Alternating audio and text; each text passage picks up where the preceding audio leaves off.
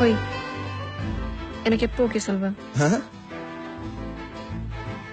But நான் கொஞ்சம் fraud, பொய் சொல்லுவேன், நடிப்பேன். பரவாயில்ல, என்ன கல்யாணம் பண்ணிக்கோ, அட்ஜஸ்ட் பண்ணிக்கிறேன். நான் கல்யாணம் பண்ணி போற பொண்ணு முன்னாடி ஃபர்ஸ்ட் டைம் நிக்கிறேன். எப்படி உன்னை ஓகே சொல்ல வைக்கிறதுக்கு 6 மாசம் ஆயிடுச்சு. இதுக்கு மேல நான் வெயிட் பண்ண முடியாது. சோ டக்குன்னு சொல்லிட்டு